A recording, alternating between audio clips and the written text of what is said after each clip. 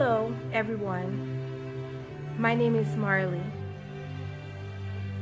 Life is like the ocean with its flux and its reflux. Sometimes it brings days full of joy, and right after, it carries times of sadness. However, the positivity keeps one moving forward because there is always hope ahead. Today, I want to share with you my experiences with the turbulences of the swell when my mother almost touched the abyss. It was an afternoon of October 1996. I was watching TV when my father called me. By his grave appearance, I could guess that something wrong was going on. Indeed, he asked me to sit next to him and with a cavern voice whispered that my mother was very sick. But I just talked to her, I replied. She sounded okay to me. He looked at me and said, "You know I love you very much, don't you?" "Yes, Daddy," I answered. "So please be strong. Your mother must have a surgical intervention in less than 8 days. The doctor thinks she has breast cancer." "Cancer? Daddy? How come? I don't understand. To me, she seems in good health. She never complained about having any kind of pain." Cancer. Cancer, that killing word was going through my mind, through my veins, through my entire body, and I could not hold those tears that were flowing down my face. That was the most terrible news I've ever heard. I was so in shock, and I felt extremely dizzy. Back home in Haiti, people don't talk about their sickness, especially the ones that are incurable, because cancer was totally incurable years ago, right? At that time, cancer meant death, nothing else.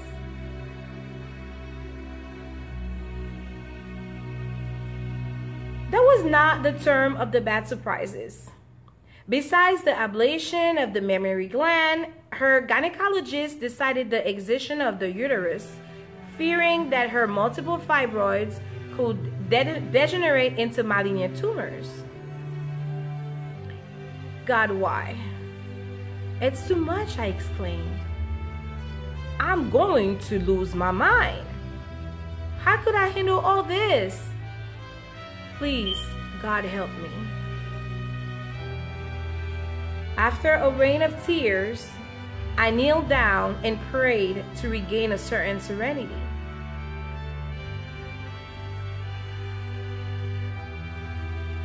In fact, my mother went through a mastectomy and hysterectomy followed by a chemotherapy treatment for 6 months. As we didn't have support group in Haiti, my father, my relatives, and I have had to be her emotional support. There was no doubt about her suffering physically, but what aggravated the situation was the lack of financial possibilities. Cancer treatments and medications are incredibly expensive. Fortunately, we have lots of outstanding relatives living in the diaspora that helped us with the high cost of the expenses.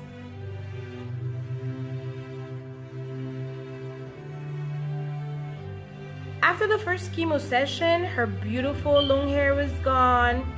She was completely bald, and her face appeared gray, like she used ashes for makeup. Her nails turned to a very dark color. She used to throw up every 5 minutes when she was in chemo, but she would never let go, even during her hardest days, saying, "If I am still breathing, there is hope," and she stayed confident.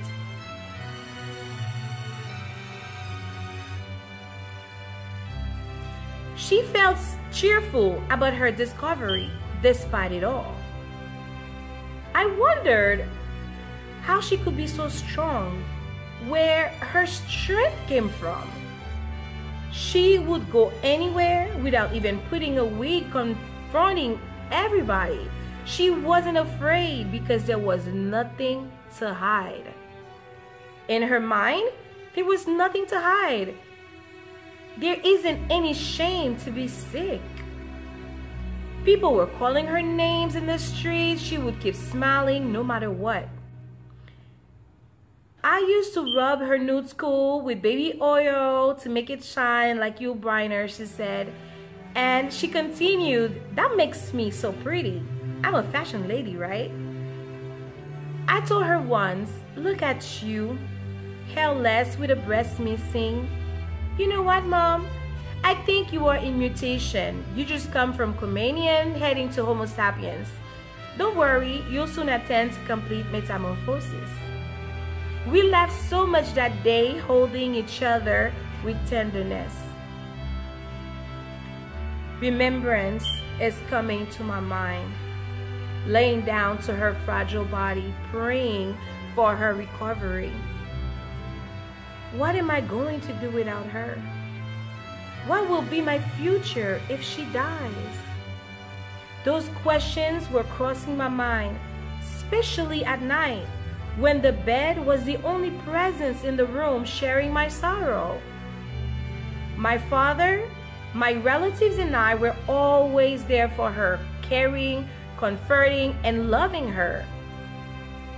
Her friends never let her down. They gave her all the attention and affection that someone needed in that struggle for life. She had faith in God's mercy.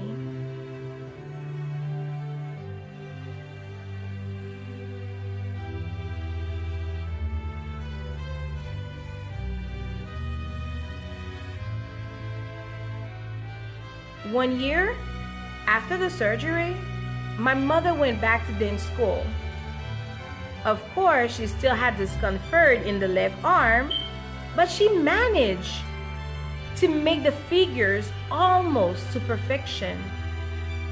In 1998, when she heard by a close friend that there was a support group to be formed in Port-au-Prince, Haiti, GSCC, Groupe de Support contre le Cancer, Support Group Against Cancer, she rushed to participate, offering her help in such a noble cause.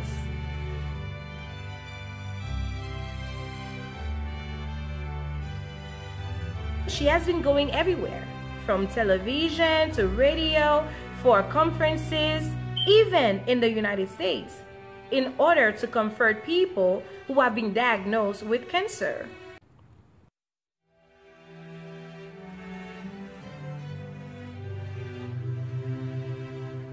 Life is not finished with a cancer diagnosis, she likes to declare. There are plenty of good things that can be done even in a few months.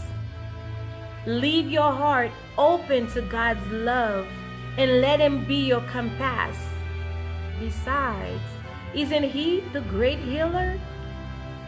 These are her daily words. She never stopped talking about the good benefit of prevention and early detection. The nutritional habits have to be changed in a better way. Eat sane to live healthy and safe. That's my mom's creed. Until now, she is responsible for public relations in GSCC. In her spare times, she fulfills her hobby, which is writing poems.